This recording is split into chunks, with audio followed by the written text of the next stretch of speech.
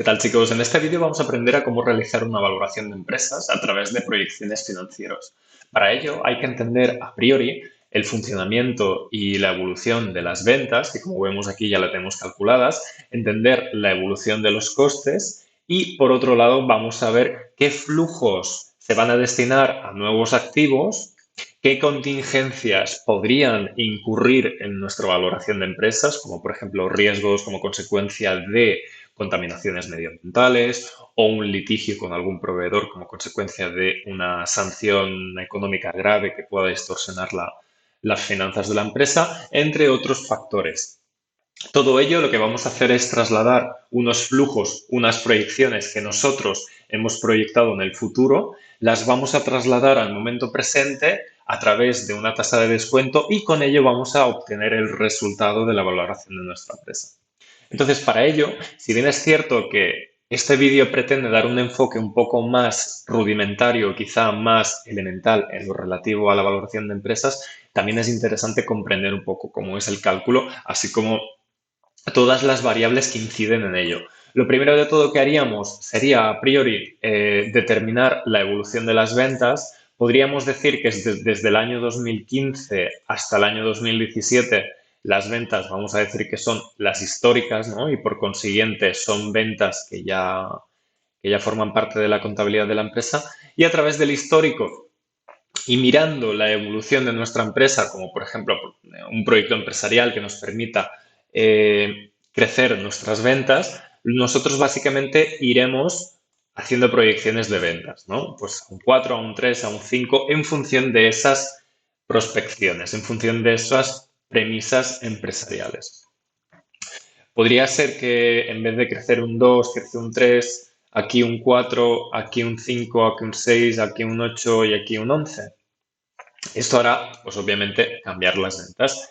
Y lo mismo ocurre con el coste de ventas, que en este caso pues es un porcentaje sobre el propio beneficio. Lo podéis cambiar si queréis, esto ya está calculado, que es básicamente el porcentaje con respecto a las ventas. Y el coste de ventas no es más que la multiplicación del porcentaje del coste de venta multiplicado por la cifra de negocios o ventas. Entonces, una vez hecho esto, nosotros ya podríamos calcular nuestro margen bruto, que es la diferencia entre los ingresos menos el coste de ventas, y finalmente también pues, podríamos establecer el margen, ¿no? Que el margen es más un cálculo sencillo. Vamos a hacer esto un poco más grande para que se vea mejor y entonces lo explicamos. Entonces, como podemos ver, el margen que está justamente aquí, bueno, básicamente es el margen bruto es el coste de ventas partido entre los ingresos o las ventas propiamente dicho, ¿no? Y eso nos daría ese margen. Luego podríamos calcular los costes fijos, que también lo podríamos representar como un porcentaje sobre las ventas, y estos van en función un poco, obviamente, de una contabilidad de costes, de una proyección de esos costes, y lo haríamos un poco en función de eso. Yo he establecido unos determinados porcentajes que obviamente pueden variar. Por lo general, si incrementan las ventas, incrementarán del mismo modo los costes fijos, como por ejemplo un 26%, aquí será un 28%, aquí será un 30%, aquí un 31%, lo mantenemos al 32% y aquí al 35%. ¿De acuerdo? ¿Qué ocurre? Los costes fijos, obviamente, se denominan costes fijos. ¿Por qué? Porque principalmente, independientemente de la variabilidad de la producción de la empresa tendrá que seguir soportando estos costes. Por consiguiente, son costes de alguna forma u otra inamovibles. No obstante, dentro de un espectro macroeconómico, independientemente de que sean costes fijos, si bien es cierto, guarda una relación correlativa entre los ingresos, propiamente dichos, es decir, un crecimiento de los ingresos, también muchas veces implicará un crecimiento de los costes fijos. ¿De acuerdo? Pero más allá de toda esta estructura, seguimos con el EBITDA, que el EBITDA es básicamente los beneficios antes de intereses, amortizaciones e impuestos. ¿De acuerdo? Este es un indicador muy importante porque al final nos está diciendo el resultado orgánico de nuestra empresa. El resultado orgánico nos viene a decir es qué riqueza genero yo únicamente con mis ventas y con mis costes orgánicos, sin incurrir en endeudamiento, sin incurrir en tipos de interés, etcétera, ¿no? Por lo tanto, esto será fundamental a la hora de valorar nuestra empresa. Obviamente tendríamos nuestras amortizaciones. Esto no es objeto de este vídeo, pero las amortizaciones básicamente las tendremos que al mismo tiempo también proyectar, porque si nosotros de alguna forma u otra incurrimos en la adquisición de nuevos inmovilizados, de unos activos, como por ejemplo compra de maquinaria, inmuebles, etcétera, significará que al mismo tiempo tendremos amortizaciones futuras. Por lo tanto, las vamos a incluir en nuestra proyección, pero en paralelo después sí que es cierto que a nivel de proyecciones tampoco tiene una gran incidencia, pero es importante hacerlo. Los gastos financieros que irán en función, obviamente, de la deuda en la que nosotros incurramos, no es objeto tampoco de este vídeo porque nosotros nos hemos inventado la deuda financiera existente de la empresa, pero podríamos hacer una proyección de cómo fluctuarán nuestros gastos financieros en función de la deuda, del apalancamiento, de endeudamiento de la empresa, ¿de acuerdo? Y por último, el impuesto de sociedades, que es básicamente el 25% del beneficio antes de impuestos. Esto sí que lo vamos a tener en cuenta. ¿Por qué? Porque aquí sí que incurrimos en un flujo de efectivo. Es decir, cada año habrá una salida de caja como consecuencia del impuesto de sociedades. Y sí que tendrá una incidencia en nuestra valoración de empresas. Por lo tanto, una vez hayamos hecho una estimación de la proyección de estos flujos de efectivo, cabe añadir una proyección de nuestras inversiones en inmovilizado, lo que os explicaba antes, a medida que crecen las ventas o que crece la estructura operativa de la empresa, tendríamos que incurrir en términos generales en una inversión en inmovilizado, ¿de acuerdo? Muchas veces hay empresas que, como consecuencia de que son actividades de servicios y no necesitan incurrir en la adquisición de muchos activos, no tienen un crecimiento de inmovilizado avanzado. Lo que quiere decir es que no hace falta que inviertan en activos, como por ejemplo un servicio de consultoría en el que, por ejemplo, todos sus trabajadores teletrabajan, muy difícilmente incurrirá en nuevas inversiones de inmovilizado. Pero cuando se trata, por ejemplo, de un sector industrializado en el cual requiera de mucha maquinaria para su producción, en efecto, cabrá entender que cada año tendrá que hacer unos desembolsos en nuevo inmovilizado. Este nuevo inmovilizado es lo que se denomina como inversiones en inmovilizado CAPEX, ¿de acuerdo? Entonces, una proyección con esto a futuro también es importante hacerla. Por otro lado, tenemos las variaciones del fondo de maniobra. Esto es activo corriente menos pasivo corriente, nos da un diferencial. Pues la diferencia del fondo de maniobra de un año a otro nos dará que son las denominadas necesidades de financiación. Estas necesidades de financiación tendrán una cierta incidencia con nuestra tesorería. Por lo tanto, estas diferencias acabarán siendo también cruciales a la hora de determinar nuestros flujos de efectivo. Una vez tengamos esto, ¿cómo deberíamos estructurarlo de forma que se entienda mejor?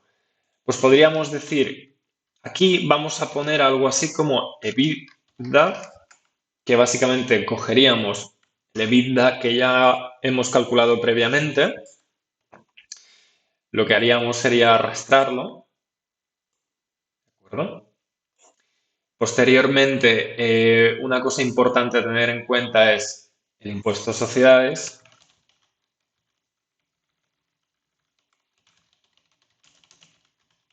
¿Por qué? Porque como os he mencionado antes, es una salida de caja. Por lo tanto, obviamente irá en negativo y la encontramos aquí, impuesto de sociedades. ¿De acuerdo? Como es un flujo de caja negativo, es importante que esté dentro de nuestras proyecciones. Y finalmente, ya podríamos calcular el flujo de caja libre. Como os decía, el flujo de caja libre no es más que la suma del EBITDA, las inversiones en inmovilizado, las variaciones que existen en el fondo de maniobra y finalmente los desembolsos en el impuesto de sociedades. Por lo tanto, flujo de caja libre, por cierto, este es un dato esencial porque si no, no podremos calcular correctamente nuestra valoración de empresas. Y básicamente es la suma de todo esto. ¿Sí? Fijaros que si yo arrastro, ya podría obtener mi flujo de caja libre, ¿no?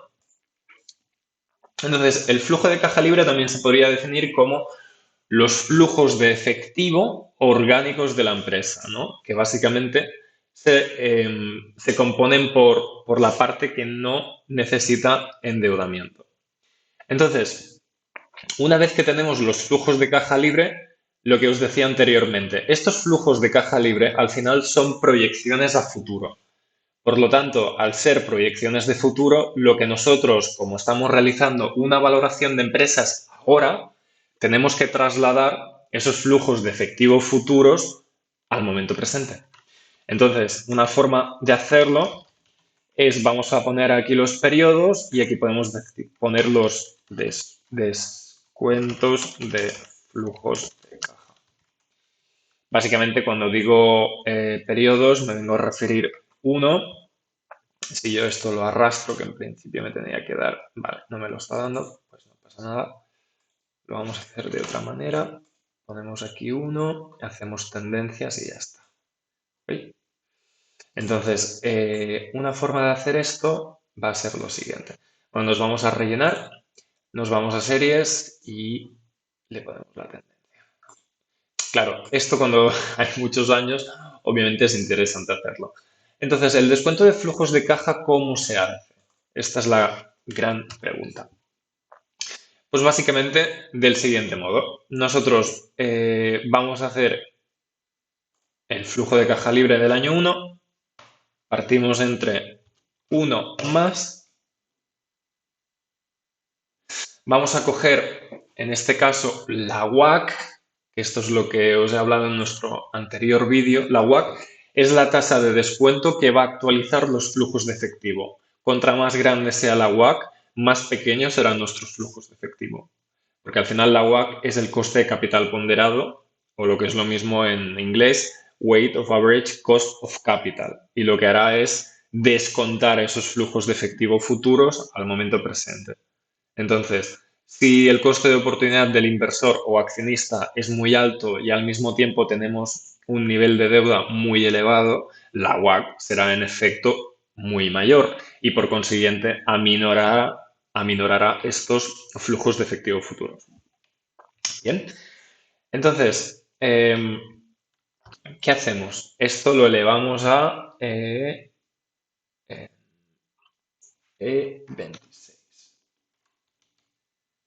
Lo elevamos a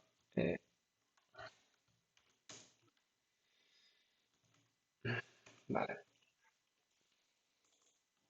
fantástico. Fijaros qué es lo que pasa. Básicamente, vale, perfecto. 9.000.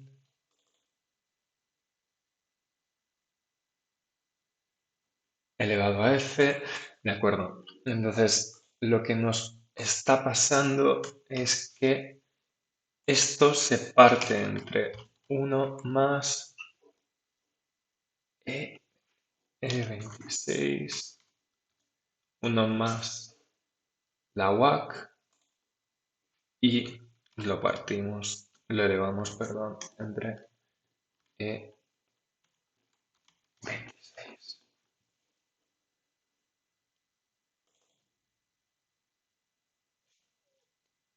E5, E26. Ahora debería... Sí, entonces, ahora sí, disculpad. La M3, que es el descuento de flujos de efectivo de la WACC, es la tasa de descuento, la tenemos que fijar porque esta se tendría que mantener constante. Y ahora sí, si nosotros arrastramos, fijaros qué ocurre, que básicamente los flujos de efectivo, si los comparamos con respecto a los anteriores, obviamente son menores porque están trasladados al momento presente. ¿Vale? Esto significaría que hayamos valorado nuestra empresa y que, por lo tanto, el sumatorio de todos los descuentos de flujos de efectivo de los años proyectados sería el valor de la empresa. No, no exactamente. No exactamente porque nos hemos dejado varios datos. El primero de todos es cierto que hemos al final proyectado únicamente descuentos de flujos de efectivo futuros de los 5 o 6 primeros años, en este caso 6, pero estamos obviando un dato importante y es que una empresa, hay un principio de contabilidad que se llama principio de empresa en funcionamiento que nos dice que la empresa perdurará en el tiempo. Y hay muchas empresas que per se está demostrado que no son perpetuas, pero sí que tienen una durabilidad bastante alta, ¿no? Entonces, eso lo podemos de alguna forma u otra analizar, pero podemos suponer o crear la asunción de que esa empresa perdurará en el tiempo y vamos a decir que existirá una renta perpetua que incrementará aún más el valor de la empresa, porque el valor de la empresa no es ni mucho menos el descuento de flujos de efectivo de los de los siguientes 6 años trasladados al momento presente. El valor de una empresa es mucho más que eso, son esos flujos de efectivo futuros, pero al mismo tiempo también se le tiene que añadir esa renta perpetua y obviamente pues descontar una serie de cosas como la deuda. Entonces, esa renta perpetua de la cual estábamos hablando anteriormente, ¿cómo vamos a analizarla? La analizaremos del siguiente modo. Aquí si queréis vamos a poner otra vez los años para no confundirnos y aquí pondremos renta perpetua. ¿De acuerdo? La renta perpetua va a ser el siguiente cálculo. Normalmente la renta perpetua es, según Gordon Shapiro, utilizar la última renta que nosotros hayamos actualizado y proyectado y la vamos a partir sobre la tasa de descuento, en este caso la WACC. ¿Qué pasa? Para hacer esto, nosotros vamos a tener que hacer la siguiente formulación. Cogeríamos nuestra última renta, la multiplicamos. Antes que nada, antes de hacer esto es importante mencionar lo siguiente. Y es que muchas veces también se presupone que, en términos generales, existirá una tasa de crecimiento. ¿Vale? Esta tasa de crecimiento lo que hará al mismo tiempo es incrementar un poco más los flujos de efectivo. Por lo tanto, cabe decir que es bastante interesante calcular esta tasa de crecimiento para nuestra renta perpetua. Podemos decir que la tasa de crecimiento podría ser de la siguiente forma.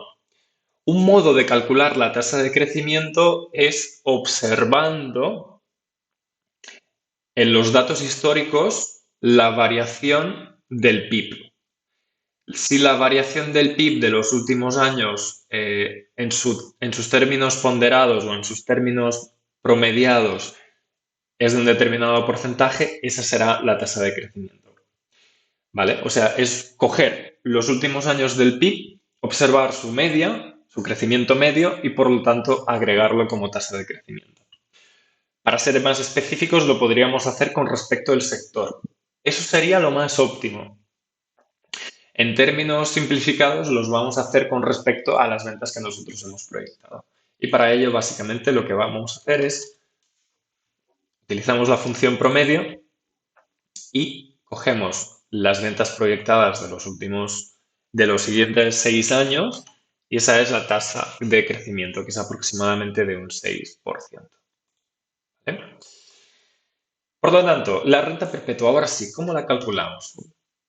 La calculamos del siguiente modo. Esto lo multiplicaremos por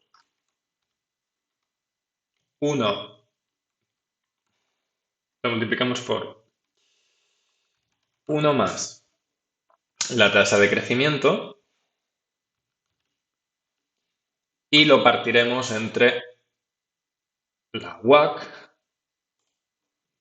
eso sí, vamos a poner las los corchetes, y le restaremos la tasa de crecimiento. ¿De acuerdo? Fijaros que esta sería nuestra renta perpetua. Suena incluso descabellado porque la renta perpetua representa mucho más que las rentas proyectadas en el pasado, ¿no? Incluso el sumatorio de las rentas que nosotros hemos hecho, bueno, sí, es de 75.733, pero sí que es cierto que la renta perpetua suele tener un valor muy significativo con respecto a los flujos proyectados anteriormente.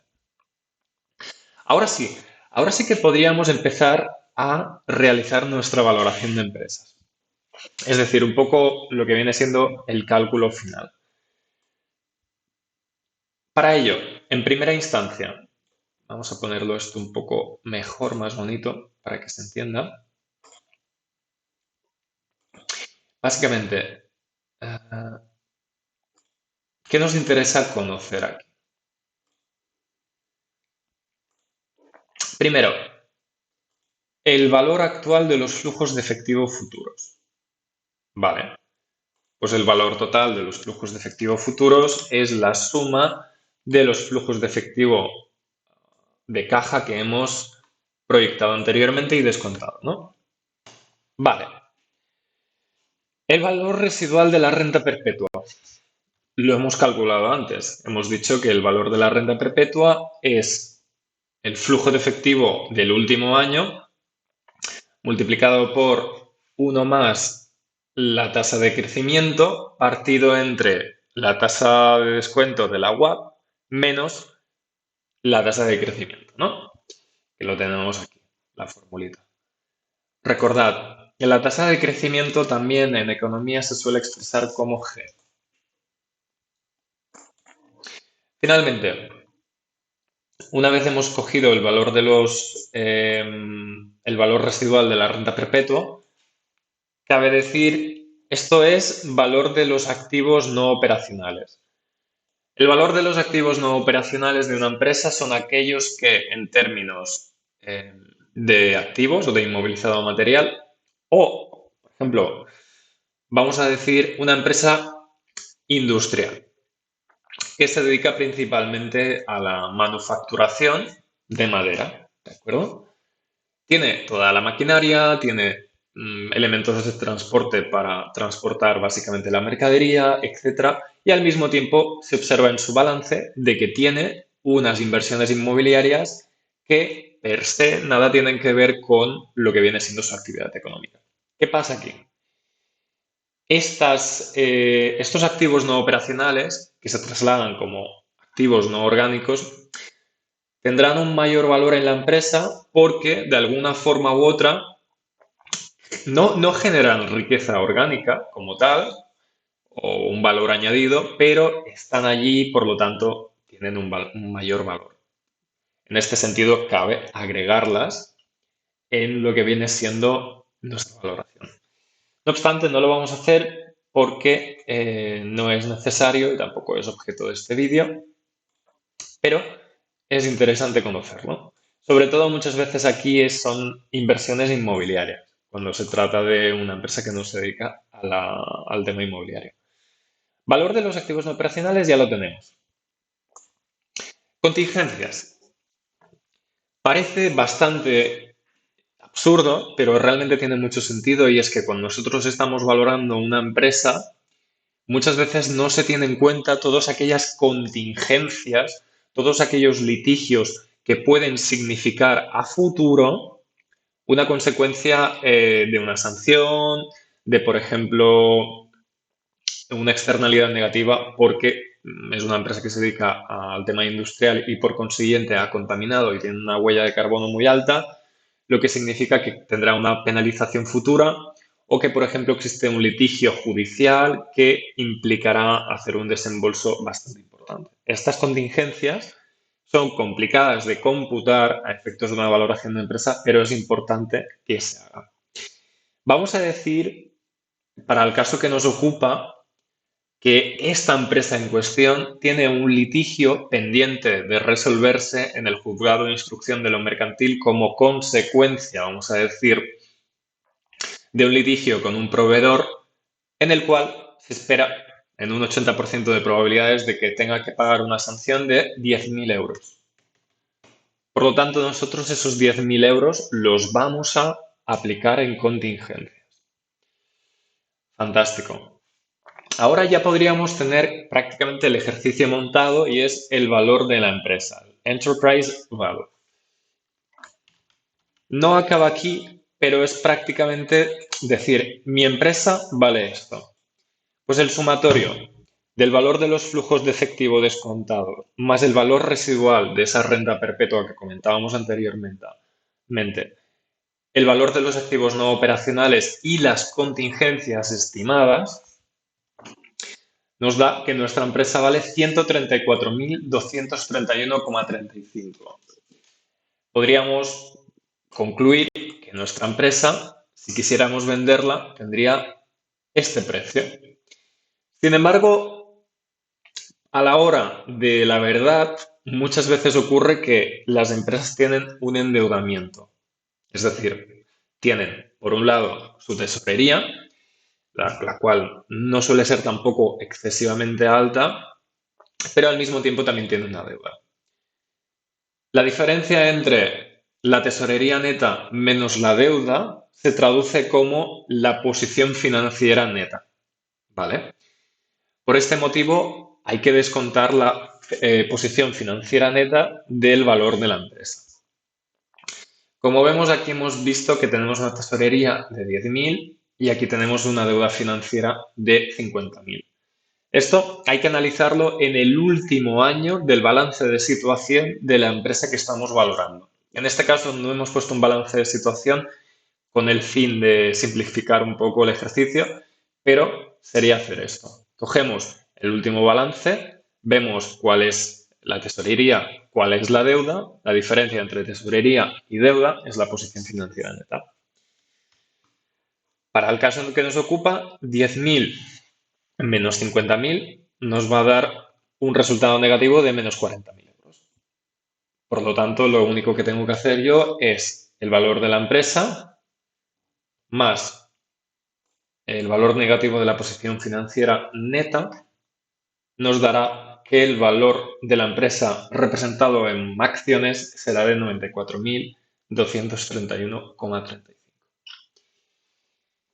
Finalmente, y para concluir este ejercicio, tendríamos que ir a los estatutos de esta empresa y tendríamos que observar cuál es el número de participaciones existentes, ¿vale?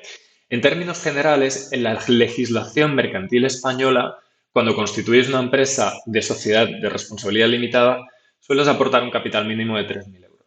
¿De acuerdo? Para las anónimas son 60.000. Entonces, vamos a decir que el número de acciones o participaciones de esta empresa es de 3.000, para intentar acercarnos a la realidad.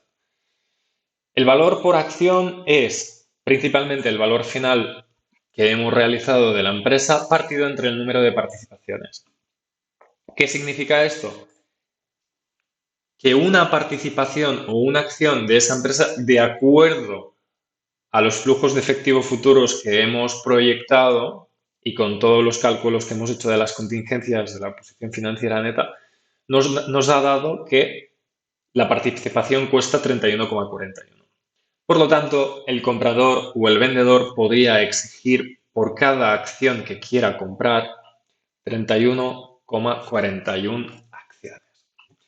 Y si yo os preguntara, quiero comprar el 40% de esta empresa, básicamente lo que tengo que hacer es acciones a comprar, le digo, pues quiero comprar el 40%, coste de la empresa, tan sencillo como multiplicar 1.200 acciones o participaciones multiplicado por el valor de la acción unitaria. Lo que nos da que la empresa parcialmente cuesta 37.692 euros. Y eso es todo por hoy. Espero que os haya gustado mucho este vídeo. Si es así, dadle like, suscribiros y nos vemos en la próxima. Un saludo.